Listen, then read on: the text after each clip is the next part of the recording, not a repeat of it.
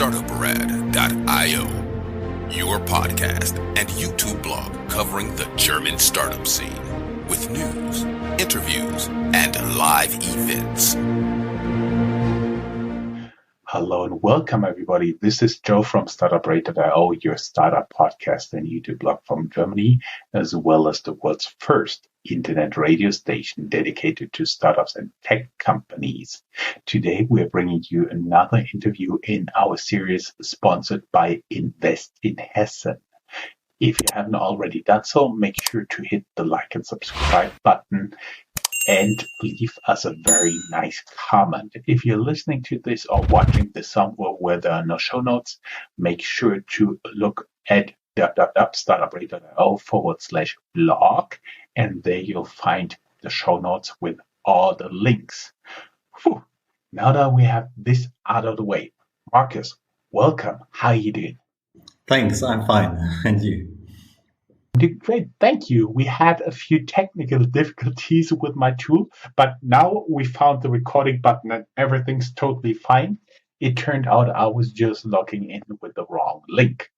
Now that we have a recording, we may tell the people that we are recording this interview because, as we said, it's sponsored by Invest in Hessen, and you guys are headquartered in Hessen with a company called crossinx, spelled CROSSINX. And this company made just last month exit of more than 100 million euros to another company. That's why we're talking. By the way, congratulations, massive success. Hopefully we have more of them. And let us get started on how you got started in the startup world. As always, I link down here in the show notes your LinkedIn profile, and there people can see you have not always been an entrepreneur, right? You had corporate jobs before. Well, at least one before. So that's true. After my studies of business administration, I started my professional career at Lufthansa, which was that job you're mentioning, specifically in the area of Lufthansa Air Plus, which is kind of the credit card travel cost company within the Lufthansa Group. And that's where it basically all started. That was back in, 98, when I finally started my first company, from Lufthansa, where I was involved in, marketing, sales, support. And, at that time during, the internet hype, and starting of internet, there was a question about, starting a web page, first of all, for Lufthansa. And I was kind of the first one to raise my hand to do the job. After starting the web page, then it was about, what kind of business model would we really try to apply for Lufthansa in the internet? And that's where I started to think about different business models and came up with the idea of creating a platform or a network, I should say, to exchange invoice information or document information. Well, for everybody who's not familiar with Germany, we may add Lufthansa as the German flag carrier, the biggest airline here in Germany and one of the biggest ones in Europe. And Air Plus, as you said, is their division. They actually issue very great business credit cards. In my past job, I also had one of them, and I loved it. Every time no other credit card worked, it did. It's just an amazing tool, and it's one of the very few things I'm missing right now. Just to make sure I understood you right, you were one of the people who worked on the first website of Lufthansa. Yes, at least of this division, and creating email addresses. So at the very beginning of everything, really. Yeah. Oh, you started your job before everybody had an email for work, right? That's true. Okay, enough bothering you about your age and this time. But then you've been talking about website, digital, creating a website.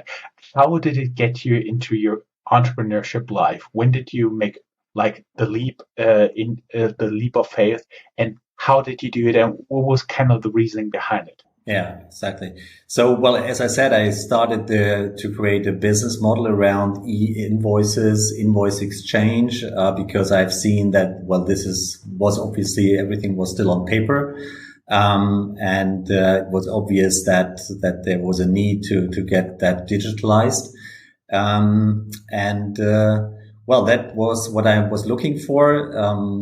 After creating the business model, I also talked to the University of Frankfurt, which was pretty advanced at that time in the area of XML, document exchange that just came up at that time.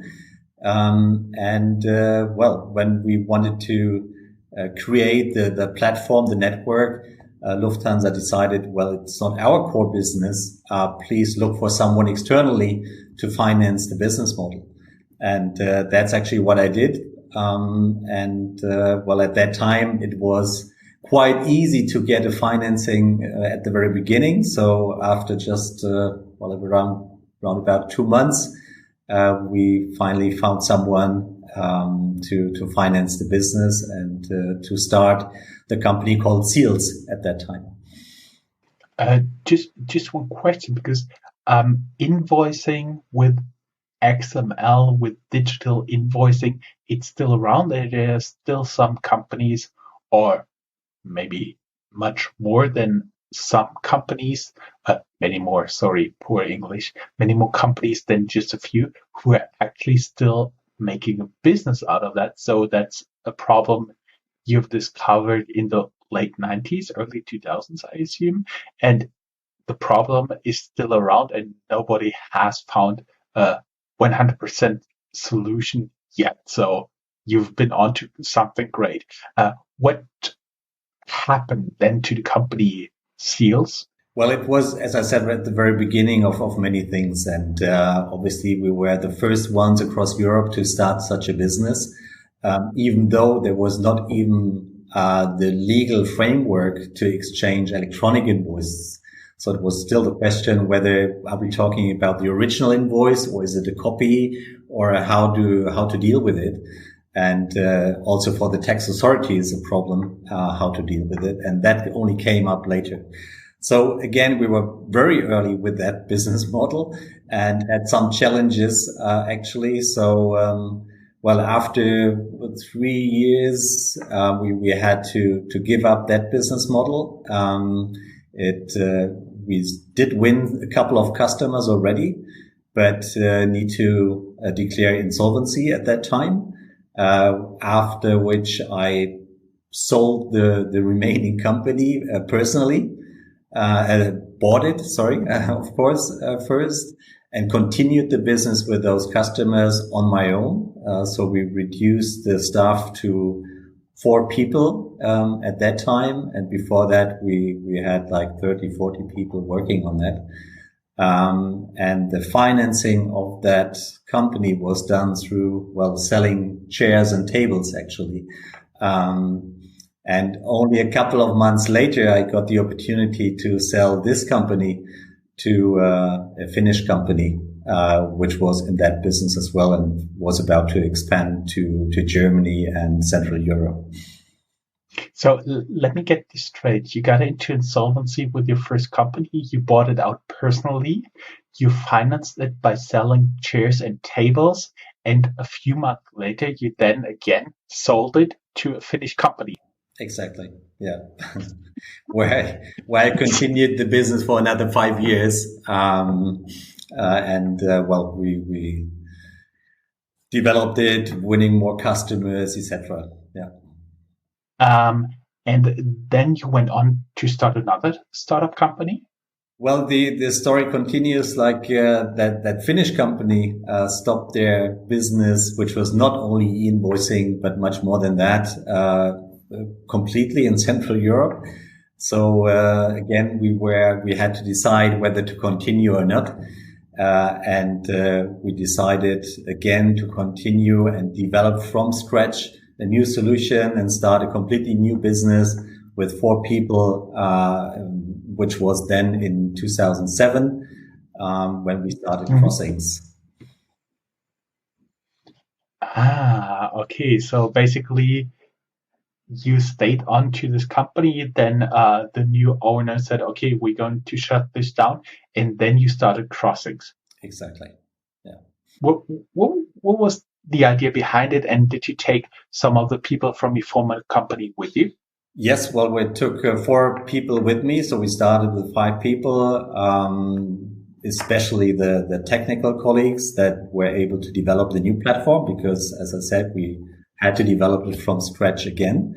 And also we're able to continue with some of the customers that used the network already earlier. And that was the beginning of the crossinx story. After starting crossinx, we had the opportunity again to take in a couple of investors, but at that time, rather private investors, business angels than really venture capital companies. How hard was it back in 2007 to find business angels? Was it like you just tapped your personal network, or was it like some startups tell me, I pitched to 60, 70, 100, 120 different investors, and the last one finally invested? Was it like that? Yeah. Well, I was lucky to have an interesting private network and did find kind of family and friends, investors at the very beginning, which made life much easier. And also after the experience we had before, we clearly wanted to avoid venture capital investors at that point in time, to be sure that they have a long-term interest in developing and building the company really. That worked out with a couple of, business angels and private investors. Mm-hmm. Before we get into crossinx and your exit, I would like also to mention that you've been the chairman of the European Fintech Alliance. How did this happen, and what did you learn there? Well, that came a bit later in the process. I always try to engage in associations to promote these new ideas. Before the European Fintech Alliance, it was other associations like Verband Elektronische Rechnung, so German association really being dedicated to invoices, electronic invoices, and to make that popular. Afterwards, it was European Association for E-invoicing, EESPA. Both of them are still around, and I'm co-chairing those. Only later on, I joined this initiative, European Fintech Alliance, just a couple of years ago, when we also started to be more active also in financing of invoices, so being even closer to fintechs. But I no longer have that position with the European Fintech Alliance today. I was wondering, at what point did you guys actually consider yourself a fintech? Because I remember the first fintech reviews I did was like something around 2014. By the way, it's still around. Look on our channel on the 25th of December each year, and you'll see it. When did you actually realize, oh look, we are fintech? That's actually what we're doing. And do you still consider yourself a fintech? Yeah. Well, actually, we do. At the beginning, there were, of course, many definitions of what a fintech really is, whether it's only a startup company or also a mature company, whether they need to deal with financing as such. But our definition also across the European Fintech Alliance, for example, was always it needs to deal with financial and technical processes. And that's obviously what we do, to exchange invoices, to initiate payments. And we even got closer over time to payments and financing. So definitely I would consider ourselves to be a fintech company. Now, I do believe that's the point we talked about already 15 minutes. Now it's the point to get into actually what crossinx does. Can you tell this a little bit in your own words? Yes, sure, I'll try. What we developed is really a network, a cloud-based network to exchange invoices in the B2B space, where we are primarily active in. We started with the business case that we help rather large companies to collect the invoices from their different suppliers, whether small or large, through our platform and network, converted it into a data format that can be processed by their ERP system so that they can automatically book the invoice without touching them or do any manual processing with the invoice. That's where we come from. And we added different services over time, starting by even managing paper invoices and extracting the information from the paper. Then added a solution for, sending invoices to different parties, and even adding different types of documents like orders, dispatch advices, order confirmations, and so on, to cover really the whole process of, as we call it, financial supply chain. We may add for our audience that actually that is very important, because in big companies, you're completely lost when you just mail with your invoice number to their official mailing address, maybe physical or digital, mail an invoice, and there's not somebody walking around on the hallways and yelling, who ordered this, who is paying it. Basically, they just send it back. Sorry, guys, not paying it. Send it to the right person. And that's actually one of the many things you're helping them with, is getting the invoice to the right person and making sure they can check it and all the information included, because that's also an important part. How much did we produce? Where did we produce it? It's also part of your supply chain business. So that's my understanding. Yeah. Exactly. I mean, and we also do the validation of the content of the invoice. So it's not only converting it to a different data format to be processed in an ERP system, but we also check whether it's tax compliant, for example, whether it has all information tax authorities would expect on an invoice, as one example. But we will also check whether it covers all requirements such a company has, because it might ask for an order number on the invoice or cost center or whatever it is. And that is something we check on the invoice. And when, in case it's not complete, we would also return it to a supplier and asking for additional information. So it's much more than just taking it from A to B, but really checking the content. It would be very useful to the supplier as well as to your client if you send it back and say, okay, look, this information is missing. I've now experienced a few times when I was like getting myself all my data up in some systems that have been coded apparently in the early 2000s, late 90s. And basically you press the save button and it just says error. You don't know where this come from or what's happening. So that was what I had in mind. You actually tell them, look, here there has to be cost center, and you're not sending it back and say, hey guys, this invoice has an error.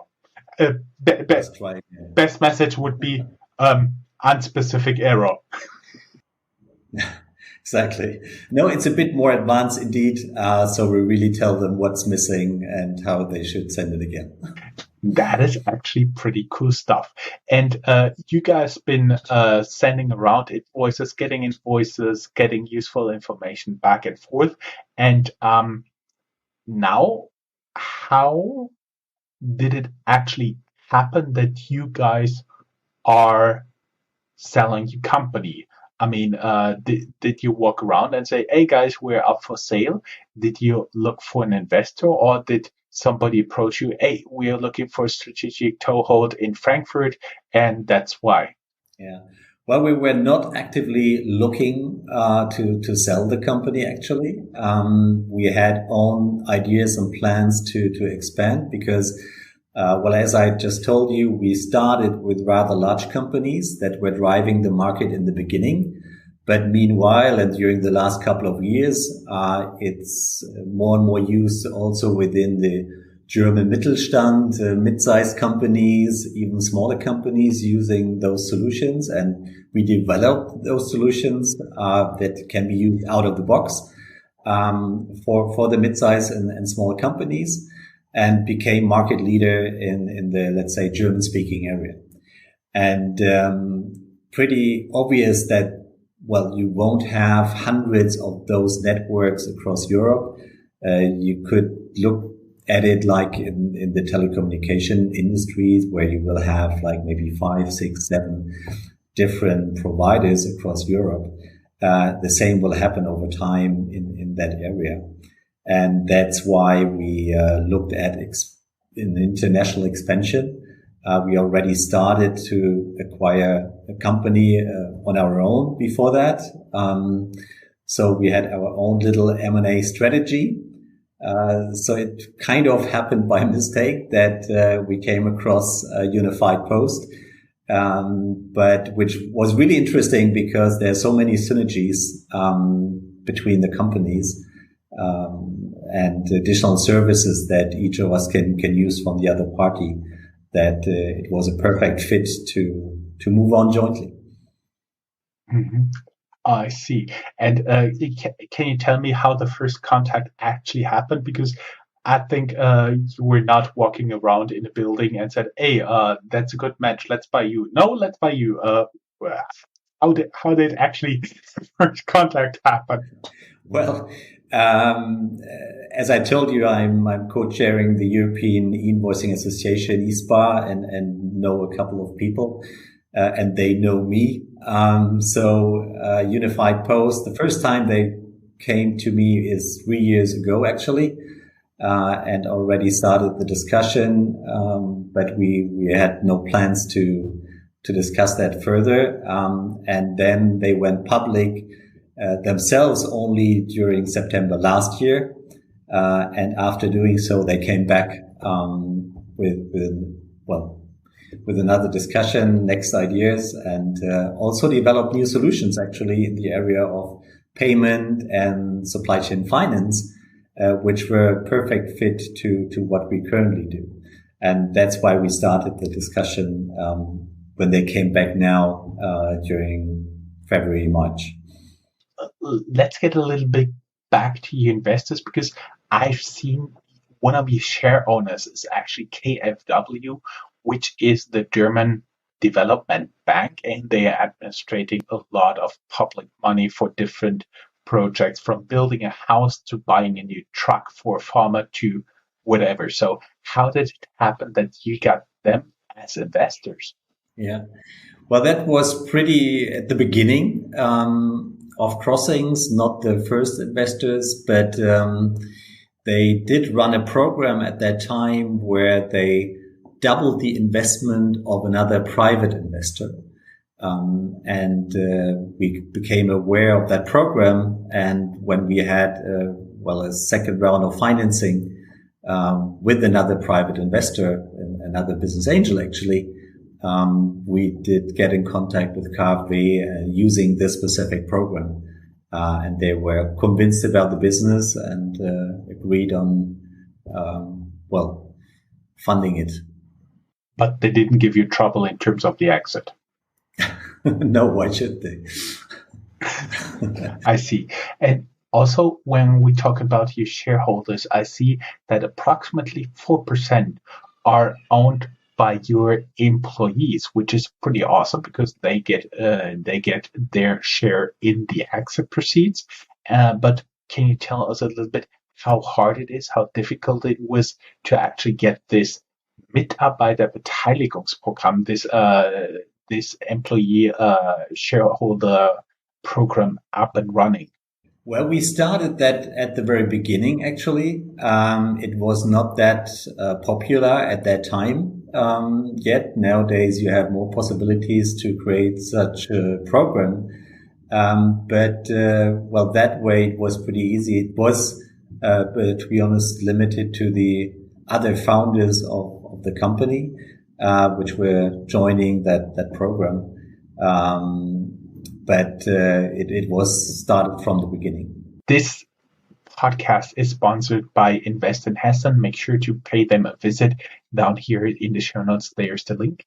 And of course, we would be a little bit interested why you guys set up your shop in Frankfurt, in Hessen, and how your experiences have been so far. Well, besides the fact that I'm born in Frankfurt and still enthusiastic about the city, I think it has a lot of advantages anyway.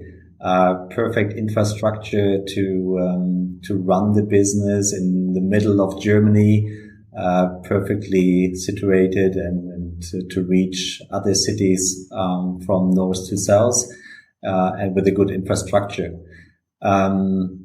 That's the main reason why we obviously stayed in Frankfurt. And at the beginning, you also had good access to other startup companies, even though there were, of course, some challenges still to find the right contact person for every single issue you might have. We're already running more than 25 minutes, and there would still be a lot I would like to ask you, but actually I don't want to extend this interview as long as I would love to, unfortunately. But let me ask you about your plan. What are you going to do after the exit? You're going to retire? You're going to become a full-time investor, a business angel? What will you do? Well, first of all, I will continue to have a role within the new group, Unifiedpost Group, be member of the executive board of the group as well, and try to facilitate the integration and develop the business now as a joint offering. So that will be what I will be doing primarily.